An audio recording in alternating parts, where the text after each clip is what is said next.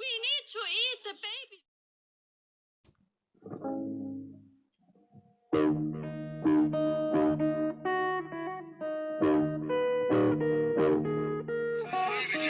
I have no respect for women who voted for Trump. Okay, I think so poorly of them, and the reason why. Yeah, welcome back. Popular speaker coming to Southeast Idaho to share a message about harmful effects of social media.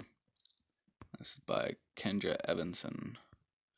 A man who has spoken to hundreds of thousands of youths and adults throughout the nation is coming to Southeast Idaho next month to share a message about the harmful effects of social media. Colin Kartner will be visiting schools in Pocatello, Marsh Valley, American Falls, and Blackfoot during the week of November 4th, and he's planning to hold a couple of education nights for parents while he's here. The first event, which organizers say is open to parents, grandparents, and anyone else with children in their lives, will take place at the Stevens Performing Arts Center in Pocatello at 7 p.m. November 4th. Collins will be joined by a local panel of experts, including Matt Frost, FBI Information Technology Specialist, Forensic Examiner, Bill McKee, Counselor, and Amy Bowie, Irene, Middle School Principal, according to the news release. A second education night will take place at the Blackfoot Performing Arts Center in Blackfoot at 7 p.m. November 7th. Both are free, but organizers encourage people to arrive early since seating typically fills up quickly.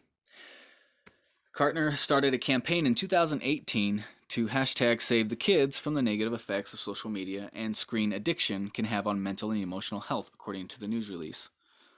Collins is on a crusade to help educate teens and parents on the damage social media and 24/7 access to peer culture will have on their child's mental health, the news release states. His goal is to help teens rise above social media comparison, negativity, cyberbullying, and the stress of being perfect.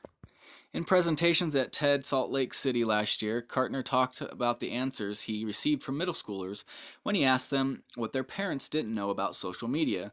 While some responses were funny, he said the majority were grim. The kids talked about how it made them feel very, very, very insecure, sad, and depressed, how it put pressure on me to be perfect, and how it nearly ended my life. Experts say handing a smartphone with social media and untethered access to these apps with no training or guidance is like handing them the keys to a car with no driver's ed, Kartner said at the TED Salt Lake event. So how do we sit here in shock wondering why kids are crashing and burning every single day? Well, Kartner knows social media can be a great tool. He's used to it. He's used to it to raise funds for hurricane and cancer victims. And you are loved and you are beautiful billboards in Utah. He believes kids lack the maturity they need to successfully navigate it without a lot of guidance. Yes, there is so much good you can do with social media. Yes, technology isn't going anywhere. But these platforms were not designed for tweens and teens, Kartner wrote in a guest post on websafety.com. Their more is better mindset is a recipe for a disaster with social media. Their desire to do anything to fit or be liked combined with social media is a recipe for disaster. They can and will be ready for it, but we can't teach the maturity required to successfully navigate through this digital world. It's like handing them a pair of shoes that are too big. They will fit eventually, but not yet.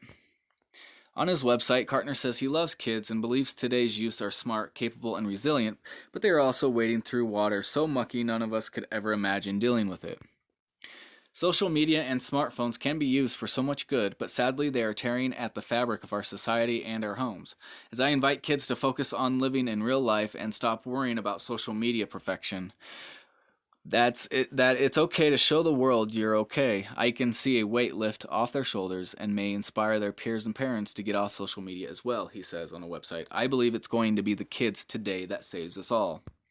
For more information about Kartner and his efforts, visit savethekids.us. So I'm all for that.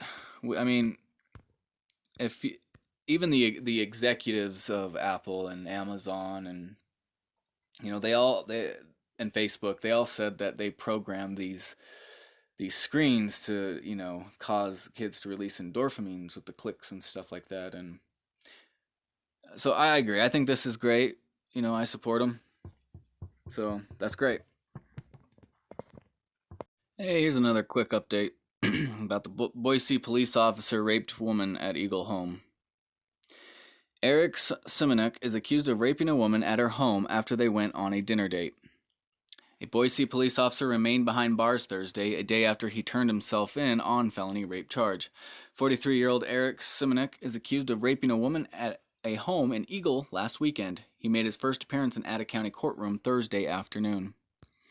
At the hearing, a prosecutor told the judge that Simonuk and the woman went out to dinner on Sunday and that he later forced himself on her while they were watching a movie at her home.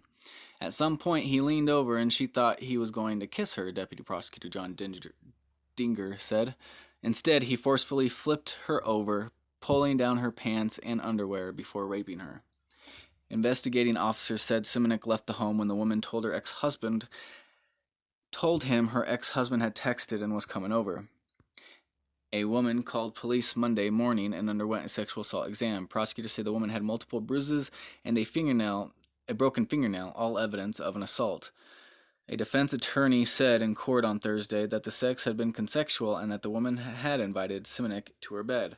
Simonuk remains jailed and $250,000 bond. He has been suspended while the criminal case proceeds and the Boise Police Department conducts an internal investigation. Update to that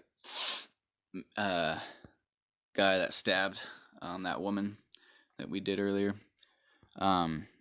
Records obtained from the Bangkok County Courthouse reveal that Stephen Skylar Drain not only knew the woman he allegedly stabbed, they were dating. The woman, whose name has not been released to the police or by the police, had been watching movies with her estranged husband and their kids on Saturday night. The night took a violent turn when she returned to her 8th Street home. Drain told investigators he went there in a fit of jealousy to get his things and leave. But when she arrived home around 8:30, they apparently started arguing. Drain admitted slapping her, according to the police statements. According to the police statements, the argument continued outside where Drain remembers kicking the woman and at some point stabbing her multiple times in the neck and torso. Police arrested him at the home on Zenner Street earlier the next morning. The victim is recovering from her extensive wounds in a hospital in Utah. Drain is the only suspect in this case. He'll return to court October 28th for the preliminary hearing.